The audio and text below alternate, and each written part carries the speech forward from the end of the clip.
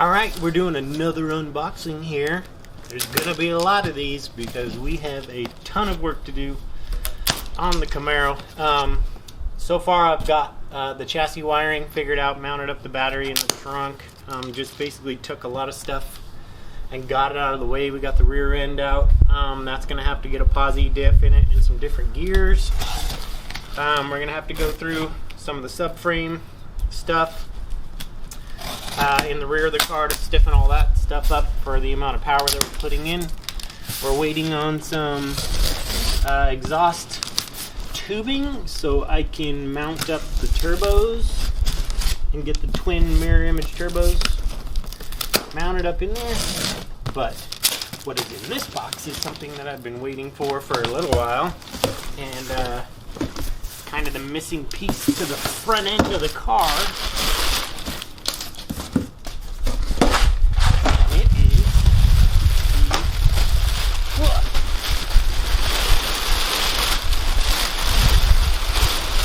The Spohn tubular K-member, red powder coated,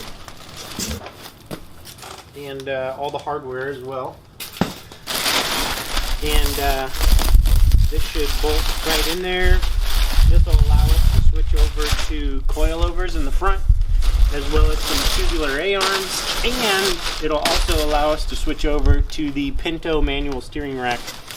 And this will help us get all mounted up to the LS motor that's in there right now, the mock-up engine. And this will give us a ton more room to play with up front. We got enough paper in here, so that's nice. Very good packaging. Let's get this guy open. Let's see what this thing looks like.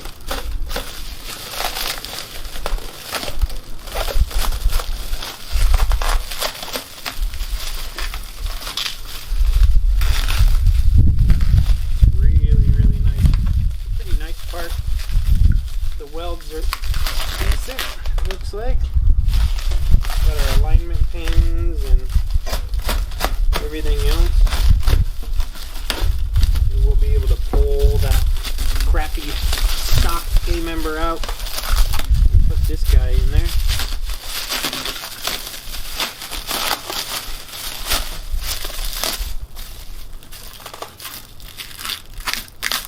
Well, whoever does their packaging probably deserves a raise, because this thing looks perfect, and their boxes are super nice also.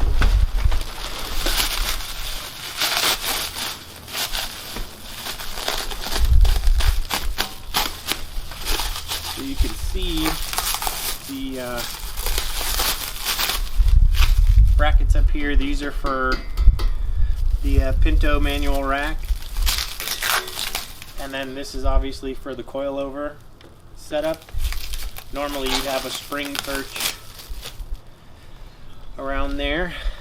And then what's cool about the Spohn stuff, which is the reason why I went with Spohn, is they actually put all the brackets back on there for the brake lines and stuff like that. So they kind of go out of their way to make sure everything kind of has a factory fit, factory function, which is kind of neat.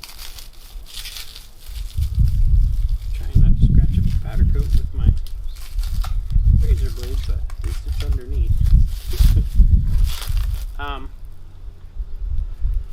But this thing should be pretty cool. Should work really, really well for what we're doing. And it'll free up a lot more space. What I was really more concerned with was, I know with the factory K-member there's a lot less space under here, and with the Spohn K-member there should be a lot more room to run the exhaust through and to run the oil pan also. So that'll kind of open up our options. We can run a kind of a bigger oil pan, a larger capacity oil pan. And this thing shouldn't take too long to put on, considering I have the entire friggin' car torn down to pretty much a bare chassis at this point. So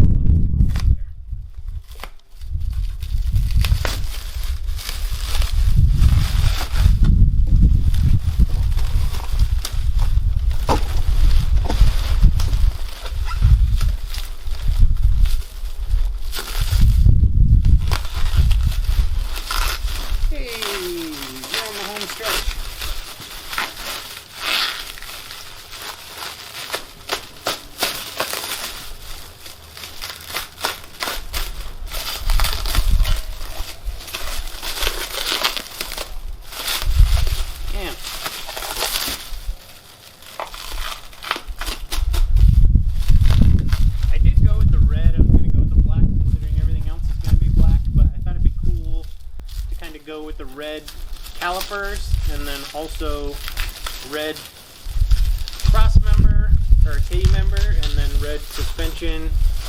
Just kind of a little contrast with the blue car, the black engine bay, and then the red K member. So this is what the K member looks like. I'll flip it around here for you because this is backwards. But you basically bolt this guy on here, in here, in here, and then it has all the factory mounts for the Pinto manual rack. So the Pinto manual rack will bolt straight to here.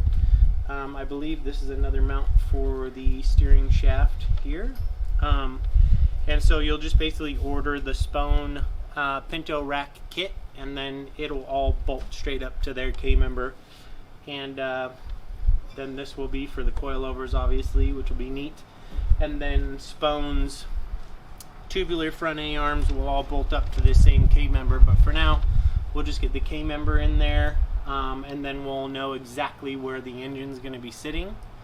And we should be able to go from there pretty easily. So pretty cool.